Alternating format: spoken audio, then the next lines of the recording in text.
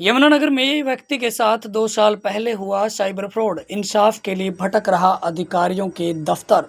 बता दें, यमुनानगर के न्यू मार्केट के रहने वाले वीरेंद्र के साथ 2 साल पहले 12,000 रुपये का साइबर फ्रॉड हो जाता है, जिसमें एक गलत बैंक खाते में पैसे क्रेडिट हो जाते हैं। जिसके बाद वह बैंक के मैनेजर को मामले की शिकायत करता है, लेकिन बैंक की तरफ से उसे कोई भी समाधान नहीं मिला। जिसके बाद वीरेंद्र ने मामले को लेकर जिले के डीसी के सामने अपनी समस्या रखी। तो वीरेंद्र के अनुसार डीसी साहब की ओर से मामले में बैंक के एलडीएम को वीरेंद्र की समस्या का समाधान करने का आदेश दिया गया है, लेकिन फिलहाल भी उसकी समस्या का समाधान नहीं मिला है। अब बड़ा सवाल ये उठता है कि आखिर 2 साल पहले पुराने मामले को सिस्टम में बैठे अधिकारियों द्वारा हल नहीं किया गया, बल्कि उसे टरकाने का काम किया गया है। वीरेंद्र ने प्रशासन से उसकी समस्या के समाधान की मांग की है। मामले को लेकर क्या कुछ कहा वीरेंद्र ने, आप भी जरूर सुने। मेरा नाम वीरेंद्र है। अमर ज्योति फ़ोटो फ्रेम के नाम से मेरी शॉप है महावीर चौक पे।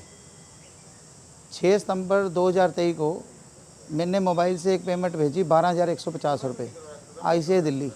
वो गलती से एक बटन गलत दब गया, रॉन्ग अकाउंट में चली गई। मुझे नेक्स्ट डे पार्टी से पता चला कि पैसे हमारे खाते में नहीं आए। फिर मैं लोकल अथॉरिटी ईस्ट भाटिया नगर में पूर्णिमा मैडम थे मैनेजर, उनको मिला तो उन्होंने मेरा वो लाइन लगवा दी, रकम ब्लॉक करवा दी वहाँ। उस दिन से आज तक 2 साल हो गए हैं। RBI, Canara bank, ICI, DC office में भी 2023 की एप्लीकेशन पड़ी है। अभी मैं 1 महीने से हमारे DC साहब पार्थ गुप्ता जी को मिल रहा हूँ। 15 दिन पहले इन्होंने अपने PS साहब को कह दिया था कि दोनों बैंक के मैनेजर को बुलाया जाए, यहाँ इनके पैसे वापस किए जाएँ। और बैंक ये कह रहा है कि ICICI बैंक, उन्होंने 3 नोटिस उस बंदे के निकालने हैं। वो बंदा भी नहीं है, अकाउंट फर्जी है और करंट अकाउंट है। अब वो बैंक में फर्जी अकाउंट कैसे खुला?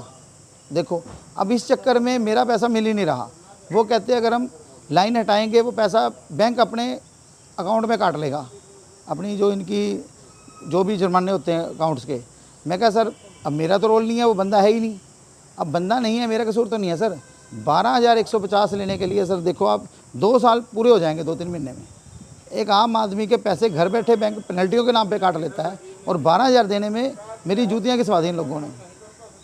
आपने इस मामले को लेकर साइबर क्राइम थाने में शिकायत दर्ज करवाई? वहाँ भी दे रखी है सर, 2 साल हो गए, कहीं कुछ नहीं होया। RBI में भी दी थी। ये लेटर है, इन्होंने ICICI बैंकों को हर जगह फॉरवर्ड की है।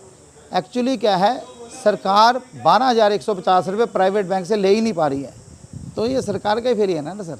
कस्टमर मैं 1986 से हूँ कैनरा बैंक का। ये हालत है बैंकों की इस टाइम। तो अभी आप डीसी ऑफिस पहुंचे थे? DC ऑफिस तो मैं आया था, क्या आश्वासन मिला? तो DC साहब तो बैठे नहीं आज, पिछले हफ्ते भी आया था। तो यहाँ LDM साहब को बुलाया गया था PS साहब ने। एक्चुअली यहाँ पे बुलाना था दोनों मैनेजरों के। उन्होंने मुझे आश्वासन दिया कि आप मेरे ऑफिस में आ जाएं तो वहीं आपका सेटल करा देंगे। तो LDM साहब 1 हफ्ते से ही कुछ नहीं करा। उनसे मैं महीने पहले भी मिला था। नहीं, सारे बैंकों के LDM सर बैठते हैं यहाँ पे PNB में, जगाधरी में। इनसे पहले एक रणधीर जी से, उनको भी 2023 में मैं मिला था। बस सर चप्पलें घिस रही हैं, पैसे नहीं मिल रहे हैं। और मेंटली हैरेसमेंट इतनी है कि दुकान पे काम भी नहीं कर पा रहे हैं कि आम आदमी के 12,000 रुपये के लिए कोई पेन ले ही नहीं रहा है। मैंने LDM सर को बोला था, कह रही 12,000 रुपये क्या चीज़ होते हैं।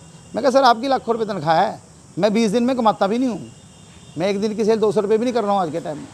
तो कौन पेन लेगा एक आम आदमी के पैसे की, और जबकि मैं चक्कर पे चक्कर काट रहा हूँ।